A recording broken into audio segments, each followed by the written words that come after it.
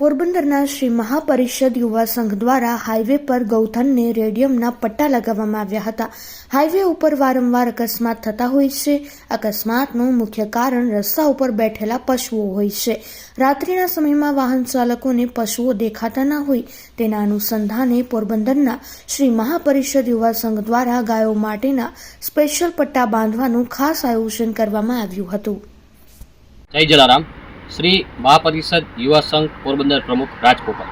આપણે જોઈએ છે કે ઘણા સમયથી પશુઓ હાઈવે ઉપર હોય છે, જેના લીધે રાતના સમયમાં ડ્રાઈવરોને વિઝિબિલિટીમાં પ્રોબ્લેમ આવતો હોય છે।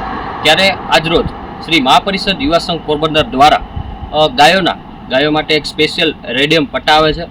તેઓ હાઈવે ઉપર તેમજ પોરબંદરના રાજમાર્ગો ઉપર જઈને પટ્ટા બાંધવામાં આવ્યા હતા।